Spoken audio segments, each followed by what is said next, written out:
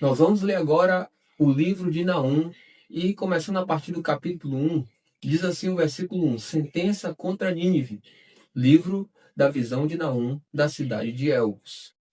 Aí vai falar sobre a ira e a misericórdia de Deus a partir do versículo 2, diz: O Senhor é Deus zeloso e vingador. O Senhor é vingador e cheio de ira. O Senhor toma vingança contra os seus adversários e reserva indignação para os seus inimigos. O Senhor é tardio em irar-se, mas grande em poder e jamais inocenta o culpado. O Senhor tem o seu caminho na tormenta e na tempestade, e as nuvens são a poeira dos seus pés. Repreende o mar, e ele seca. Faz com que todos os rios fiquem secos. Bazã e o Carmelo desfalecem, e as flores do Líbano murcham. Os montes tremem diante dele, e as colinas se derretem. A terra se levanta diante dele, sim, o mundo e todos os seus moradores. Quem pode suportar a sua indignação? E quem subsistirá diante do furor da sua ira?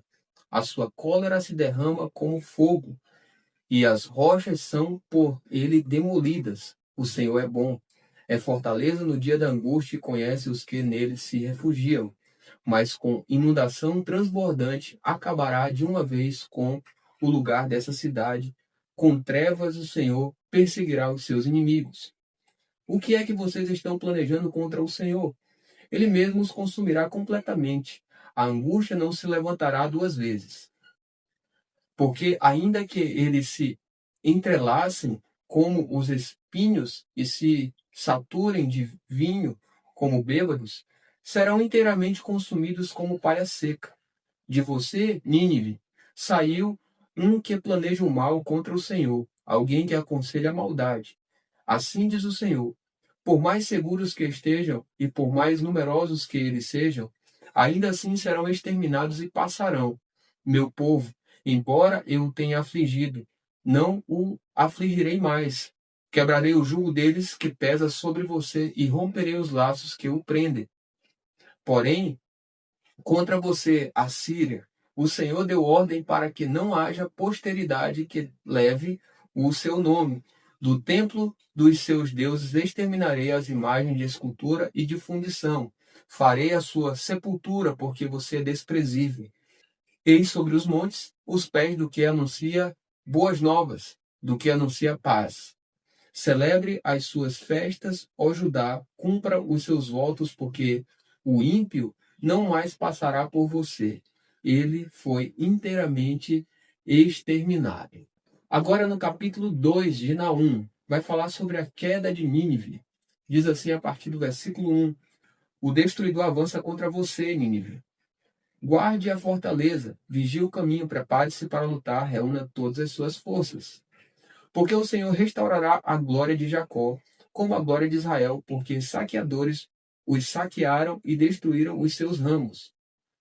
Os escudos de seus heróis são vermelhos, os homens valentes vestem escarlate, os seus carros de guerra brilham como fogo no dia da sua preparação e as lanças são agitadas.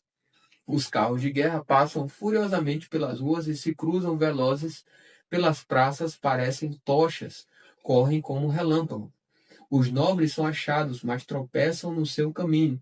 Apressam-se para chegar à muralha e preparam a defesa. As comportas dos rios se abrem e o palácio é destruído.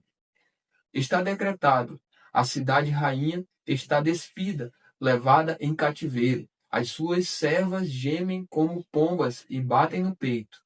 Ninguém, desde que existe, tem sido como um tanque de águas. Mas agora o seu povo foge. Alguém grita: parem, parem, mas ninguém se volta. Saqueiem a prata, saqueiem o ouro, porque os tesouros não têm fim. A cidade está repleta de objetos de valor. Vazio, desolação e ruína. O coração se derrete, os joelhos tremem, acabam-se as forças e o rosto de todos empalidece. Onde está agora o covil dos leões e o lugar onde os leõezinhos se alimentavam, onde passeava o leão, a leoa e o filhote do leão, sem que ninguém os espantasse? O leão arrebatava o bastante para os seus filhotes, estrangulava a presa para as suas leoas e enchia de vítimas das suas cavernas e os seus covis de rapina. Eis que eu estou contra você, diz o Senhor dos Exércitos. Queimarei os seus carros de guerra, a espada devorará os seus leõezinhos, arrancarei da terra a sua presa, e nunca mais se ouvirá a voz dos seus embaixadores.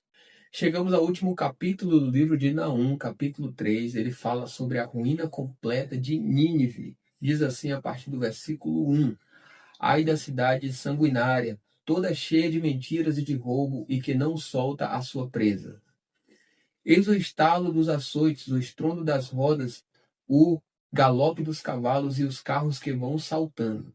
Os cavaleiros que esporeiam as espadas brilhantes, as lanças reluzentes, uma multidão de feridos, massa de cadáveres, mortos sem fim. Chegam a tropeçar sobre os mortos. Tudo isso por causa da grande prostituição da bela e encantadora prostituta, da mestra de feitiçarias que reduzia as nações com a sua prostituição e os povos com as suas feitiçarias. Eis que eu estou contra você, diz o Senhor dos Exércitos. Levantarei as abas da sua saia sobre o seu rosto, e mostrarei às nações a sua nudez, e aos reinos as suas vergonhas. Vou jogar sujeira sobre você, tratá-la com desprezo e transformá-la em espetáculo. Todos os que virem fugirão de você e dirão: Nínive está destruída. Quem terá compaixão dela? De onde buscarei quem a console? Será que você é melhor do que Tebas, que estava situada junto ao Nilo, cercada de águas, protegida pelo mar e tendo as águas por muralha? A Etiópia e o Egito eram a sua força, força sem limites. Tupi e Líbia eram seus aliados. Todavia, ela foi levada ao exílio, foi para o cativeiro. Também os seus filhos foram despedaçados nas esquinas de todas as ruas. Sobre os seus nobres lançaram sortes, e todos os seus grandes foram presos com correntes. Também você, Nínive, será embriagada e se esconderá. Também você procurará um refúgio contra o inimigo. Todas as suas fortalezas são como figueira, com figos prematuros. É só sacudir a figueira que os figos caem na boca de quem os há de comer. Eis que os seus soldados são como mulheres. Os portões do seu país estão completamente abertos para seus inimigos. O fogo destruiu as trancas. Tire água para o tempo do cerco. Reforce as suas fortalezas. Entre no lodo e pise o barro. Pegue as formas para fazer tijolos. No entanto, você será consumida pelo fogo e exterminada pela espada, como folhas devoradas pelos gafanhotos. Multiplique-se como os gafanhotos. Tornem-se tão numerosos como eles. Os seus negociantes eram mais numerosos do que as estrelas do céu, mas como gafanhotos bateram asas e voaram. Os seus príncipes eram como gafanhotos, e os seus chefes como gafanhotos grandes, que pousam nos muros em dias de frio. Quando o sol aparece, voam embora, e não se sabe para onde vão. Os seus pastores dormem, ó rei da Assíria. Os seus nobres cochilam. O seu povo está espalhado pelos montes, e não há quem possa ajuntá-lo. Não há remédio para o seu mal. O seu ferimento é grave. Todos os que ouvirem falar do que aconteceu com você baterão palmas, pois quem não foi vítima da sua crueldade sem fim? Olha, nós vamos começar agora o livro de Abacuque, e no capítulo 1 começa dizendo assim, a partir do versículo 1, sentença revelada ao profeta Abacuque. Agora vai falar sobre a queixa de Abacuque. Versículo 2, a partir dele diz assim: até quando, Senhor, clamarei pedindo ajuda, e tu não me ouvirás?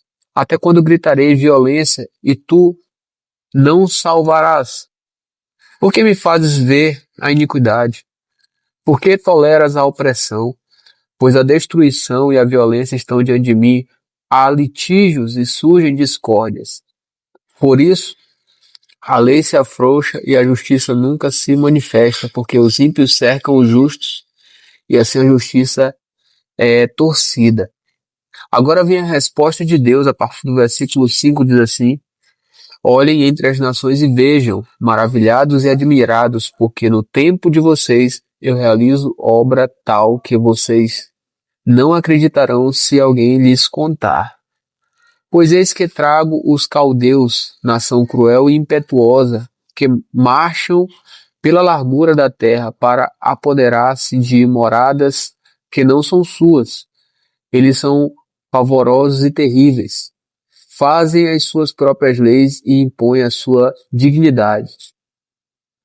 Os seus cavalos são mais ligeiros do que os leopardos, mais ferozes do que os lobos ao anoitecer. Os seus cavaleiros se espalham por toda parte. Sim, os seus cavaleiros chegam de longe, voam como a águia e se precipita para devorar. Eles todos vêm para fazer violência, estão determinados a seguir em frente, reúnem os cativos como se ajunta areia. Zombam dos reis, os príncipes são motivo de riso para eles, riem de todas as fortalezas, porque amontoando terra as conquistam. Então passam como passa o vento e segue adiante, tornam-se culpados estes cujo Deus é a própria força. Agora Abacuque se queixa de novo, versículo 12 diz: Não és tu desde a eternidade, ó Deus, ó meu santo? Não morreremos, ó Senhor, puseste aquele povo para executar juízo. Tu, ó rocha, o estabeleceste para servir de disciplina. Tu és tão puro de olhos que não pode suportar o mal nem tolerar a opressão. Por que então toleras os traidores e te calas quando os perversos devoram aqueles que são mais justos do que eles? Por que tratas as pessoas como se fossem peixes do mar, como se fossem animais que rastejam, que não tem quem os governe? O inimigo pesca todos com anzol, apanha-os na sua rede e os ajunta na sua rede de arrastão. Então ele se alegra e fica contente. Por isso ele oferece sacrifício à sua rede e queima incenso à sua rede de arrastão. Pois é por meio delas que aumentou as suas riquezas e tem abundância de comida. Mas será que ele continuará a esvaziar a sua rede?